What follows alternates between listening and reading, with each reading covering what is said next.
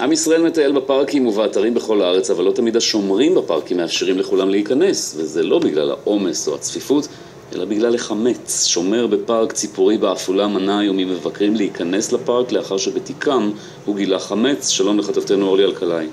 שלום יובל. מה זה חוק חדש? שזה איסור חדש שלא שמענו עליו? לא, זה לא איסור חדש, יש את חוק חוזר מנכ"ל משרד הפנים 2008 שתכליתו של חוק החמץ הוא למנוע את הצגתו במרחב הציבורי.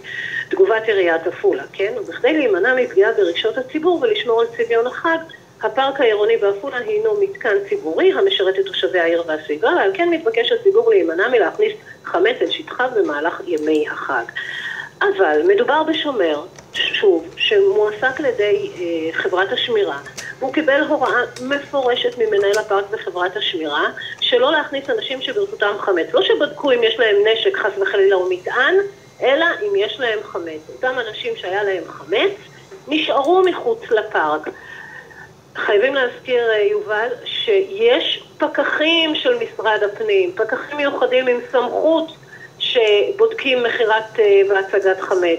לא בטוח שהמאבטח של אותה חברת שמירה יש לו את הסמכות הזו, לבדוק אם יש חמץ או אין חמץ, וזה מקומם וזה מכעיס, והרשת רועשת וכועסת, והתגובות חלקן כך וחלקן אחרת, אבל אין ספק שזו פעם ראשונה ששמענו על פארק ציבורי. כן שמעתי על בתי חולים. כן, בימים האחרונים שמענו על כך בבתי חולים. נכון, על בתי חולים שפשפשו בכנהם גם של העובדים וגם של אנשים שבאים לבית החולים לסעוד את יקירם, והם נדרשו שלא להכניס חמץ. אבל בפארק ציבורי, פעם ראשונה שאנחנו נתקלים בעניין הזה.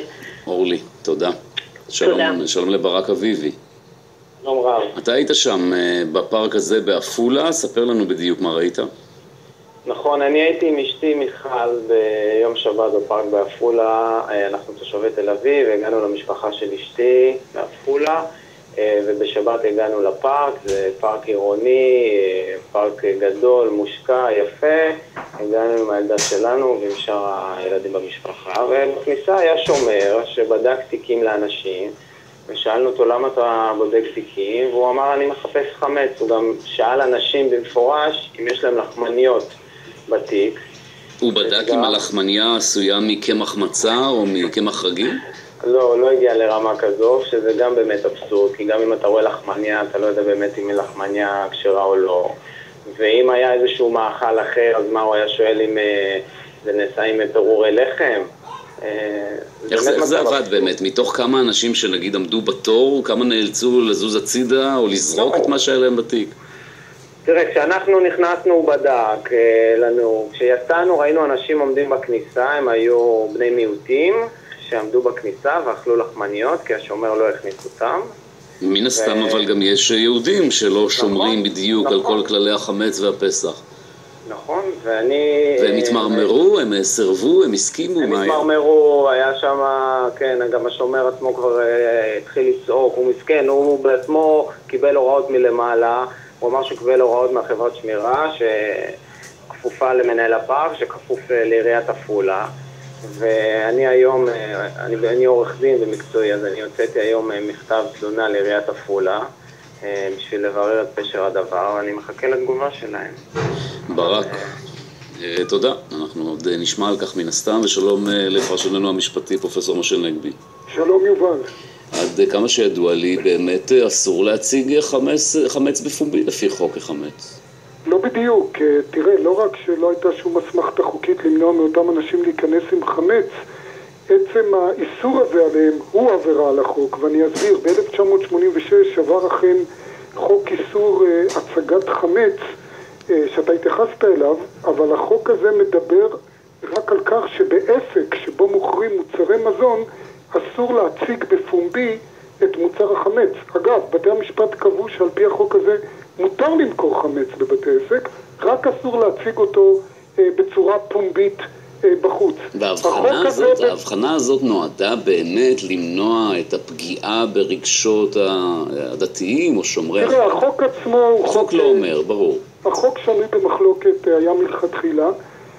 בתי המשפט נתנו לו פרשנות מאוד מאוד מצמצמת, הכי מצמצמת שיכולה להיות, כי הם אמרו שהוא פוגע גם בחופש המצפון, גם בחופש הדת, ובכלל איסורים צריך לפרש בצורה מצמצמת, אבל בכל מקרה ברור שהחוק הזה איננו חל על אנשים פרטיים. לאנשים פרטיים מותר לאכול חמץ גם במקומות פומביים. אז זהו, מה אם זה מקום ציבורי וזה פוגע ברגשות המטיילים האחרים שנפשם נפגעת כשהם רואים חמץ? פגיעה ברגשות זה יכול להיות נימוק שיביא לכך שאנשים לא יוכלו לבצע את הפעולות הבסיסיות ביותר.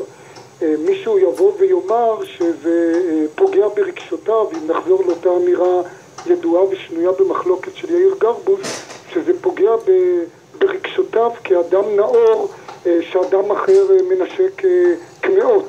אז נאסור על אנשים למכור קמאות או לנשק קמאות. ברור שהדבר הזה הוא אבסורדי, אבל יותר מזה יובל, כמו שאמרתי, יש לעומת זה חוק מפורש שקובע שאסור להפלות בכניסה למקומות ציבוריים, לרבות במפורש פארקים ומקומות מן הסוג הזה. אז אם מונעים מאנשים בגלל שהם נושאים חמץ להיכנס לאותו מקום, מי שעבריין זה הנהלת הפארק והבעלים של הפארק, במקרה הזה העירייה. ואגב, אותו חוק שאוסר אפליה בכניסה למקומות ציבוריים, נאמר בו במפורש שהוא חל גם על רשויות המדינה ועל רשויות שלטון, ולכן אני מקווה שבעקבות אותו מכתב תלונה שסיפר עליו המרואיין הזה, מי שצריך לקנוץ אותו זה את עיריית עפולה.